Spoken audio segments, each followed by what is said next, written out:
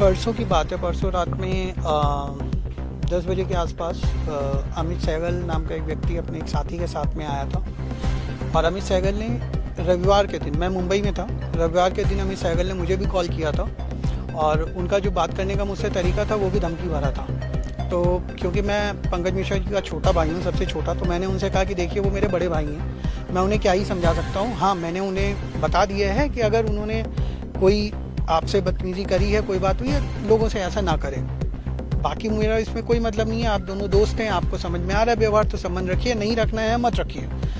तो उन्होंने कहा नहीं, इसकी पत्रकारिता मैं निकालता हूँ, ये है वो है, ऐसा बोल के उन्होंने फ़ोन काट दिया। पर मुझे ये अंदाज़ा नहीं था कि वो इतना बड़ा कोई कदम उठा लेंगे। फिर रात में 10 बजे के आसपास, शायद 10 साढ़े 10 बजे वो भैया के घर पहुँचे 15 तारीख की रात में। उस समय भैया खाना खाने के लिए बैठे ही हुए थे। इन्होंने अपने एक दोस्त के साथ डोर नॉक किया, भाभी ने दरवाज़ा खोला और उस टाइम पे उन्होंने बताया कि मैं अमित। तो क्योंकि मेरे भैया में एक बहुत अच्छाई थी, वो जिनको मानते थे बहुत मानते थे और बहुत अच्छे संबंध भी थे। और कुछ दिनों पहले उनकी बेटी की शादी में भी भैया गए हुए थे। तो उन्होंने बोला हाँ अमित भाई आ जाओ। आए और बस वही तू तड़ाक शुरू हुई। और फिर उन्होंने भैया को खाना खाने का भी मौका नहीं दिया और मार पिटाई की। मार पिटाई करते टाइम, क्योंकि वो भैया के मित्र थे, उन्हें मालूम है कि मेरे भैया को शुगर की प्रॉब्लम थी और हार्ट का भी थोड़ा इशू था, लीवर वगैरह का। तो उन्होंने जानबूझ के उनके पेट और सीने पे मारा, जिससे कि कोई बाहरी चोट ज़्यादा ना के इंटरनल ब्लीडिंग है। इस बारे में वो एक दूसरे से बात भी कर रहे थे कि ये पेशेंट है, इसके सीने हाथ पे मारो, बाहर चोट नहीं आनी चाहिए। तो इस तरह से उन्होंने मारपीट करी। हालांकि उसके बाद 112 पे उसी टाइम पे मारपीट करने के बाद हम वो फ़ोन वगैरह छीन के भी ले गए थे।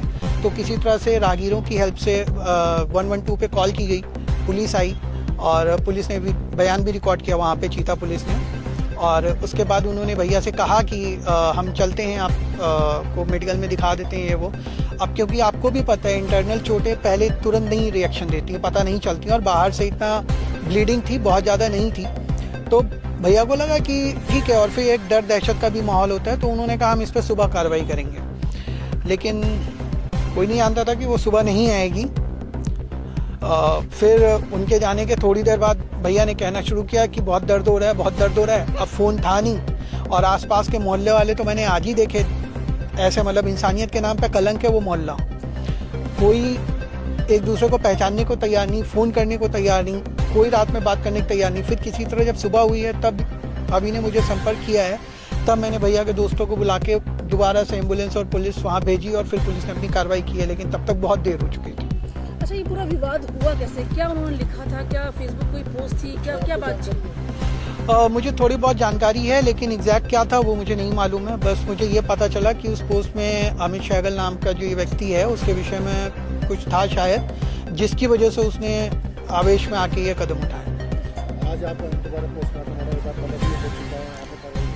जी हाँ बिल्कुल, मैं कल आया था। पहली चीज़ तो जो मैं मुंबई में था, तो मैंने कल जो 4 बजे की फ़्लाइट से मैं वहाँ से थी, थोड़ी सी लेट हुई है, 7 सवा 7 बजे यहाँ लैंड हुई है। मैं 8 बजे हॉस्पिटल पहुँचा हूँ, तब तक ये मेरी जानकारी में आ गया था कि पोस्टमार्टम हो चुका है।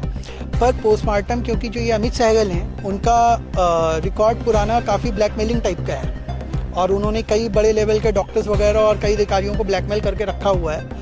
जिसको नहीं किया हुआ है उसको डर होगा कि करेगा, या कोई भी दबाव उसने बनाया हो, दबाव के बेस पे उन्होंने जो कल की पोस्टमार्टम रिपोर्ट थी उसको पूरी तरह से फैब्रिकेट किया है। और इसी का शक मुझे था। और कुछ इंटरनल जो हमारे जानने वाले हैं, जो जानकारी दी है, उन्होंने ये बताया है कि पोस्टमार्टम रिपोर्ट में ये पेट में काफ़ी डैमेज होने, नसें फटने की वजह से पेट में काफ़ी ज़्यादा ब्लीडिंग हुई है, जिसकी वजह से उनकी डेथ हुई है। बट उस चीज़ को पोस्टमार्टम रिपोर्ट में मेंशन नहीं किया गया है। तो मुझे शक है कि इसको फैब्रिकेट किया गया। फिर पर मैं थैंक यू कहना चाहूँगा धामी गवर्नमेंट का, धामी भैया का, एसएसपी साहब का।